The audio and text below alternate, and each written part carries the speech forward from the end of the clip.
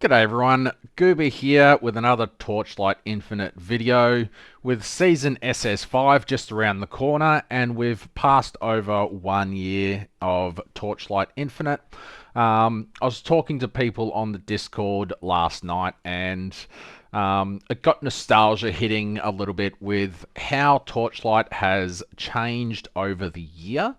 And I just wanted to go over a few points of changes in gameplay experience, changes in overall gameplay in general, changes in content going through the different seasons, changes of how they approach the season cycle, and quality of life upgrades and stuff that really I guess you don't really notice the quality of life upgrades as you go.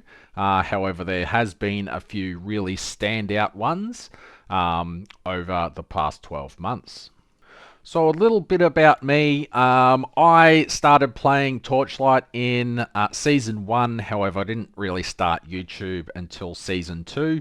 As you can see here, my playlists go 33 videos for Season 2, 36 for Season 3, 40 for Season 4, and then SS5 is basically Season 5, but they just changed the naming. I think they might have changed it back here somewhere, but I only really took notice in Season 5 / SS3, where I made 66 videos. That was probably my favorite season of all time. Twi Nightmare was absolutely incredible in a whole lot of ways. And then I played my first PreSeason, which was the SS3 PreSeason. Sorry, that was before this one, obviously, because it's pre. I didn't really fully grasp what PreSeasons were all about. They are a standalone test bench, basically. Luckily, most of the parts out of the SS3 PreSeason didn't make it into core because they were kind of garbage. And then SS4, I played pretty much the entire time. There was no preseason, but I kept playing anyway, and I've released 70 videos so far in that.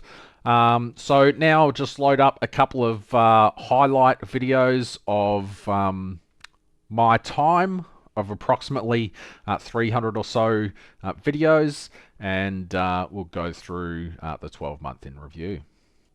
This was a pretty interesting video looking at how much FE you can make in maps now compared to back in the earlier seasons. This one was a year ago, so about Season 2, and 60 FE per map was quite good. And just listening to the music and stuff that I'll put over top of these videos, maybe I'll do more of that in, the next season, because, I don't know, I don't mind this music.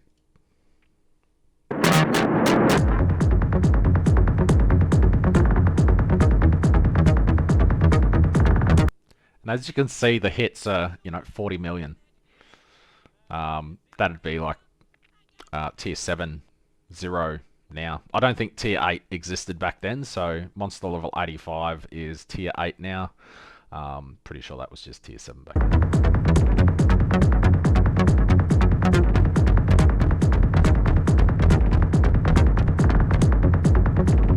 All of those single FE drops and stuff. There was no 50 FE stacks, etc. back then.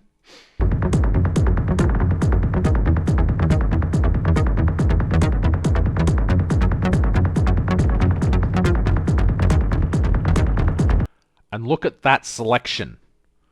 Look at that.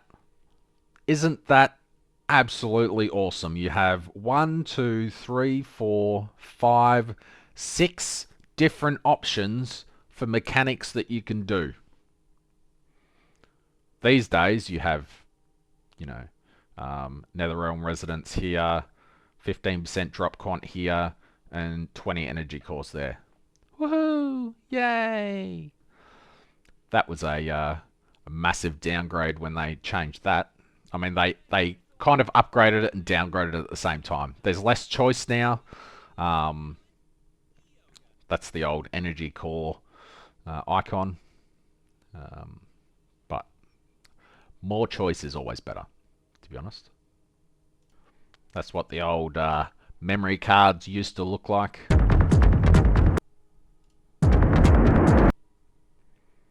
Not much here has really changed. This is, you know, changed, not for the better.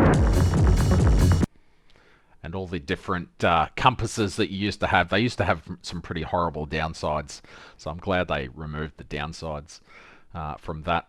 But anyway, this was a video where I was making 60 FE an hour mapping, and I started off with a 45 FE investment, which was reasonable back then. And I was doing a series where I was aiming to make 1,000 flame elementium through various different strategies. So the thing that I really love about Torchlight is there is a lot of different ways to make currency, which has been pretty consistent throughout Torchlight Infinite. This was another interesting test that I did in Season 2. This was during Path of the Brave. At this point, I didn't realize that drop spirits for Path of the Brave didn't matter. So I was nerfing myself this entire time. This was about 3/4 of the season. Always they need a new replacement. Decentralized, can't contain it. We're changing lives, yeah, upgrading. Call it suicide of the... So 350 million DPS back then was pretty good. And then on to the test.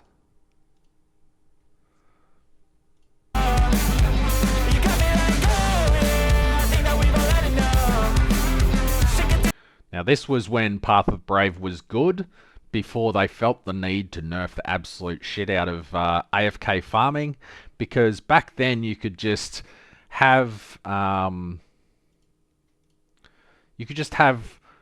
of the Brave going. The loot was pretty reasonable. It wasn't phenomenal, but it was pretty okay. You could just have YouTube or something going on the other screen. Every now and then you would click the portal and go to the next stage. Move every now and then when damage was too high. But now, you know, you just have that barrel that insta-kills you because, you know, the devs hate you sometimes. Who cares if this was a semi-AFK strategy? Having extra strategies is never a bad thing. At the moment, Path of the Brave is not very profitable, and it's not an AFK strategy, so it's just bad in general. But anyway, so this strategy used to make about 60 FE an hour. Back then, crafting a godly piece of gear cost about 60 to 80 flame elementium, when crafting was good.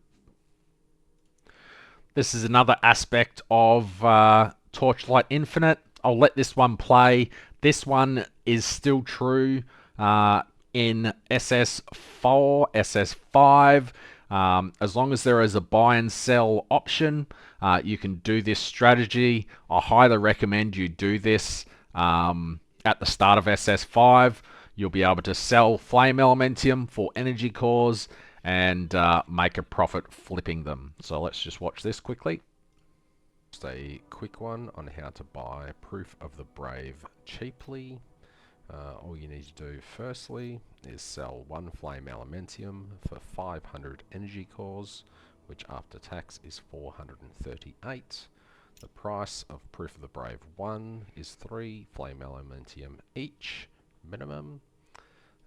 So instead of paying 3 flame elementium per proof, you can pay a quarter of a flame elementium for a proof. This is a 2. They're 4 flame elementium, so saving even more. So instead of paying 3 flame elementium for 1 Proof of the Brave, you can pay 3 flame elementium for 12 Proof of the Brave. And that video up in the top right, 20 FE from 5 minutes of crafting. You know, that was pretty good back then too. Pretty funny. Back when crafting was very deterministic and less crap than it is now.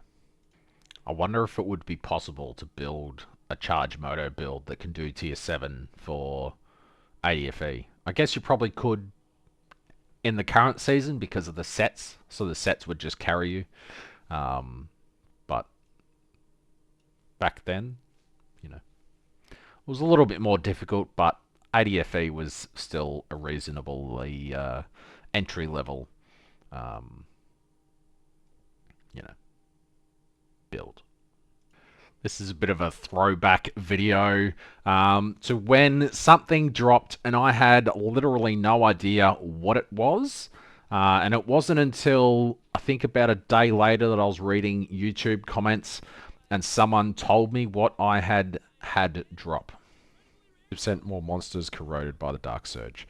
One of the other cards is more monsters are corroded, so hopefully there's just a ton of monsters corroded. And yeah, so let's run this map. I spent a bit on juicing it. Well, I didn't spend anything because I had the stuff in my inventory anyway. And we'll see what we can get. Exquisite box, I don't know what that is. Sounds cool. And we're getting some flame. It's going to be a fun map.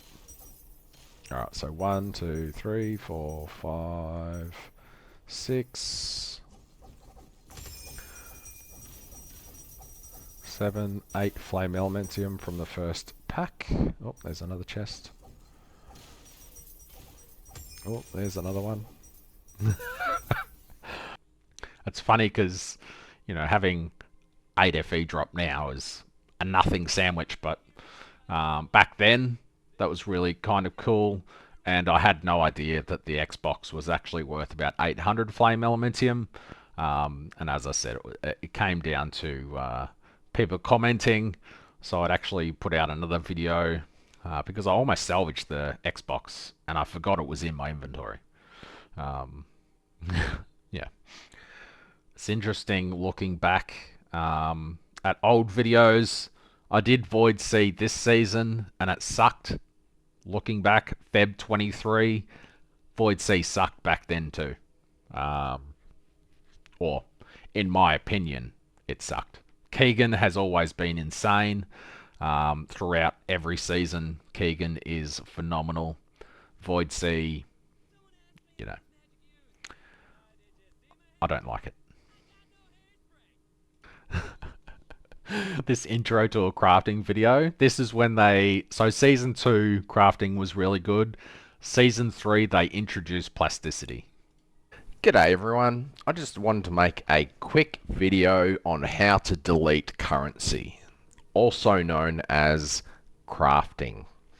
So crafting is really good early in the league, very early in the league. They changed it in the latest season, so it's not even good early in the in the league, you know. So when you first get to maps, or as you're leveling through the story, you just pick up a piece of random gear. You hit the little crafting icon that's on the corner of the item. So you just go to here, you select the item. You might have one thing that you want to save, say minion damage, and then you just hit craft and you select whatever you want. And as you're going through the story, you might find something good. Mana regen, oh that's fantastic, that's better than what I'm wearing, let's slap that on. Once you get to tier 7 maps, crafting is the worst crafting system you have ever seen in any game ever. Amazingly, in future seasons, they made it even worse. I mean, they did remove all these extra embers and stuff, but they weren't as bad as the changes to come. This is kind of funny. I never used to pull punches. Everything about crafting at endgame sucks. Some people might like it. Some people like Tarkov, and Tarkov is like punching yourself in the dick. Anywho, so crafting back in season 3, An Ember used to give you a random one of these 4 affixes, as well as a random tier of those affixes. So you may hit elemental damage on one, and then the second time you hit area damage, and really all you wanted was minion damage, so then you would have to reforge and delete all of that currency. What an absolute nightmare. There was also the polish option where you could spend 10 times the crafting cost for a chance. 10 times the chance. 10 times the chance is still like going from a 0.2% chance to a 2% chance. It's still terrible. Yeah. And crafting certain tiers of items were locked behind having 5 or 6 affixes on there. So after 4, you could go for Judgment or Technique, which is a chance at getting minion double damage, and then you're still not getting the tier that you wanted. So, oh, it sucked. And it's funny that crafting something like that was exceptionally good back then. Now it's, pretty garbage, but anyway, I started to fall into a bit of a nostalgia hole there. I probably could have just kept watching my videos for the next, 4 or 5 days because I've posted that many. However, let's just have a quick look at the league mechanics over the season. So, as a new season comes out, it's easy to see what the previous seasons were because they're all in the void, except for Mistville because it's a standalone garbage season that really has nothing to do with the game except for gating skill automation behind a really crap mechanic. So the first season that came out was Dark Surge, which was pretty cool. It was very basic, very simple. You would go and kill Keegan, and it would just corrupt all the enemies in the map. You get to the end, there's a bit of a loot explosion. It was fairly slow back then, but everything back then was kind of slow. Going on to the next season was Black Sail. Black Sail I don't really enjoy. However, it included another mechanic, another what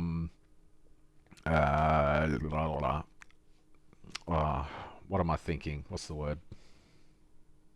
It brought in another way to scale your damage. Every time there was a new season, there was a new way to scale your damage. So Void Sea brought in hero relics and stuff. Lawbreaker, Cube of Rapacity brought in slates. Eterna brought in candles. All ways to boost your damage more. And Twi Nightmare brought in a shit ton of farming strategies. I loved Twi Nightmare. It was easily the best season they've ever produced. So Lord of the Void Sea, was okay. Cube of Rapacity, it's very dated now. The cube at the end of a map, incredibly slow. However, I do recall when this came out, I think it was a 10 FE out of the cube at the end, and getting 10 FE on day 1 was huge. It's okay now still, but that was a really interesting season. Then we had the City of Eterna come out, and it used to be very hard to level up your tree. You didn't get 200 pages at the end of the city, and there was a few little intricacies with that. It still needs a lot of work, I believe. Just the Soul Candle type stuff.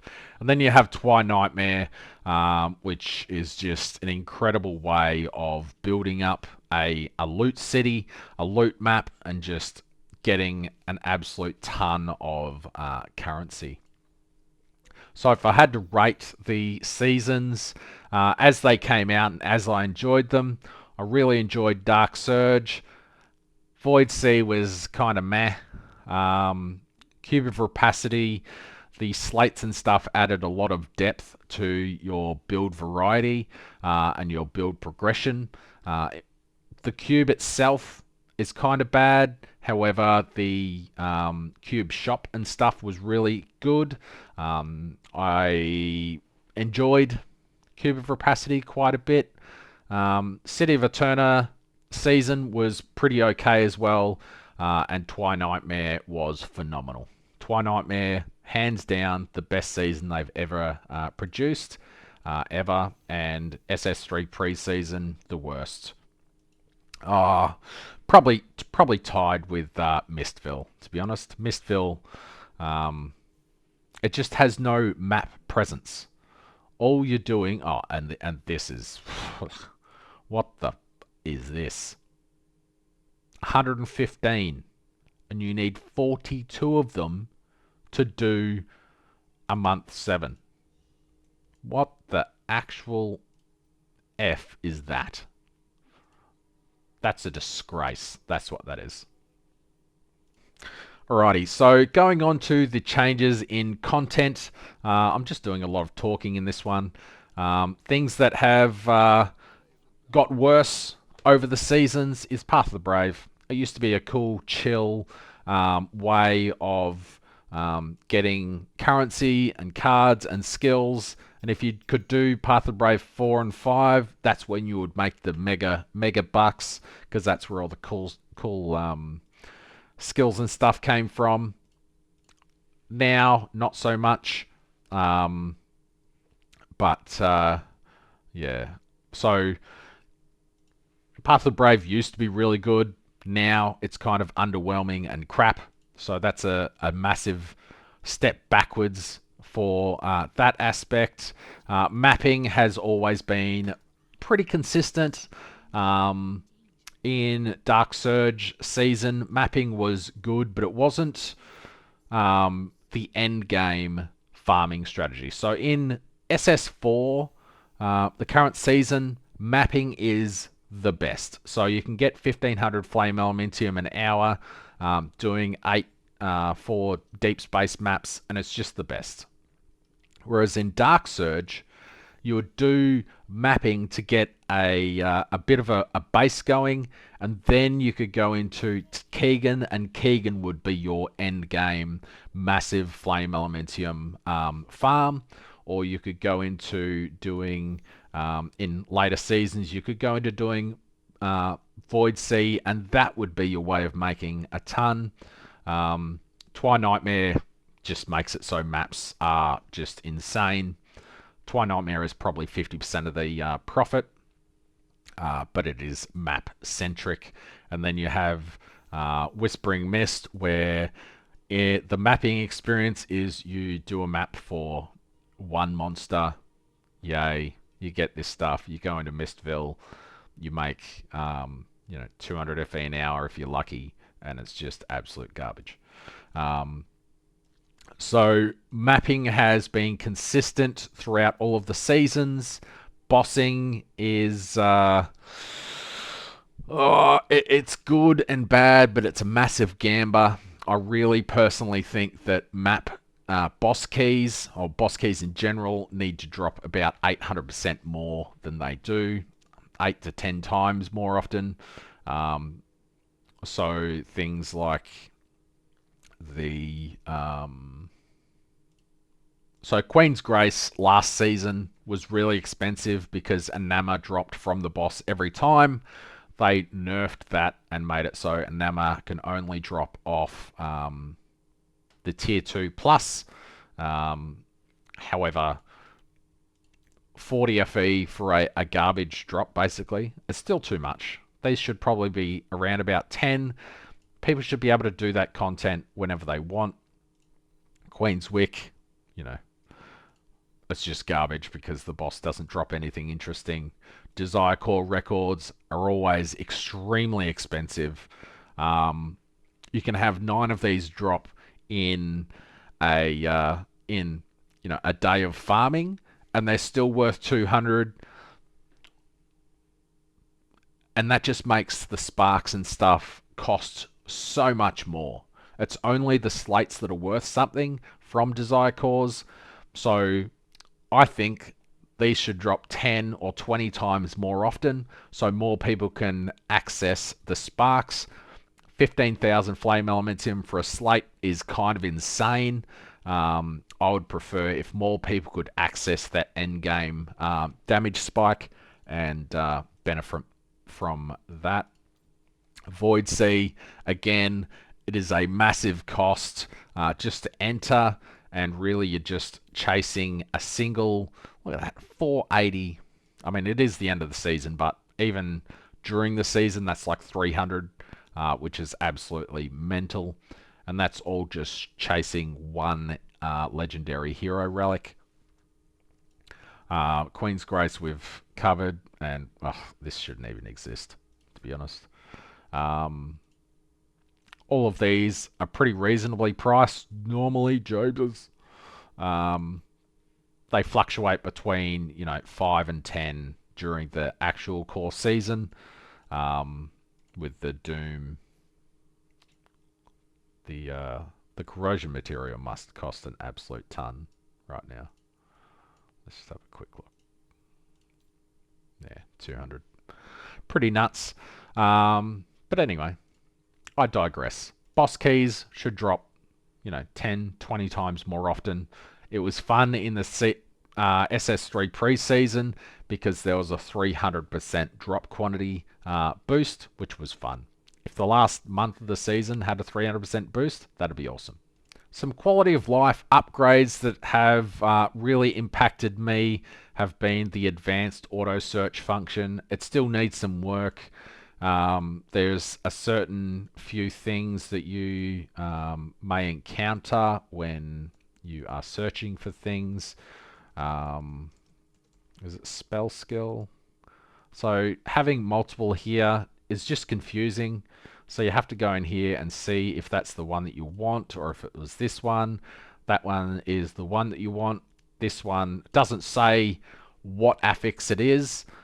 So better clarification of what affix this actually is, because it's not the standard crafted affix. I believe it's the dream crafting affix instead. So the advanced search function with conditional groups is a really good upgrade. It just needs a bit of work on defining the aspects. Another really good quality of life upgrade over the seasons is the ability to sell things in stacks of 999.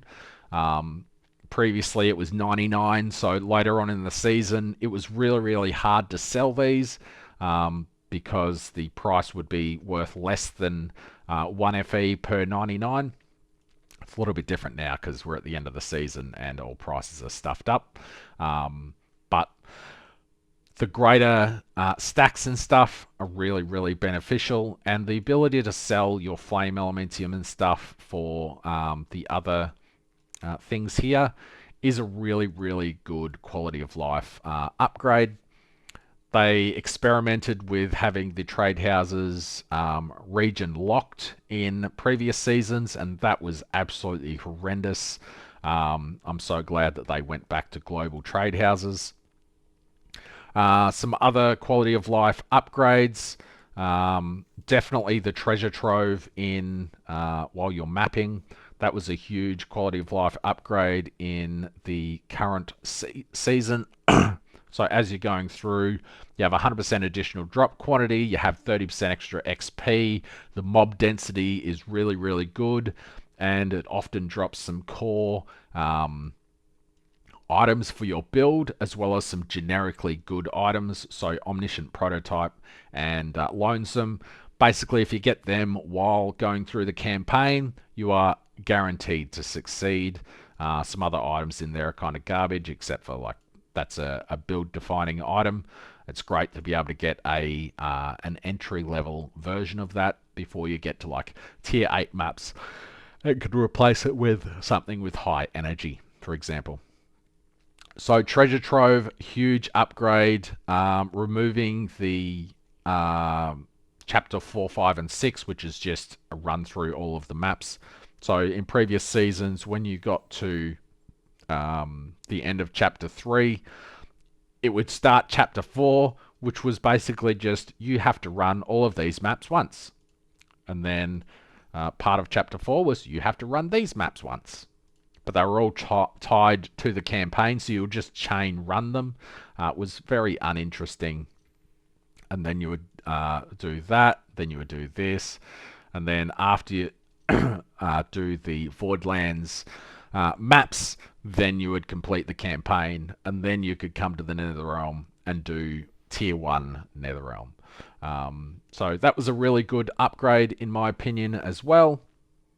And over the seasons there has been a number of really good upgrades, like the ability to save multiple pack spirit setups. It used to be just one, so I would have to have an Excel spreadsheet of which of these did I use.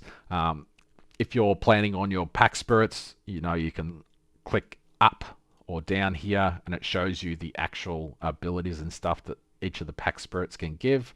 A lot of little things. And then you can bind switching your pack spirits to the number keys if you so wish, or however you want to switch through them.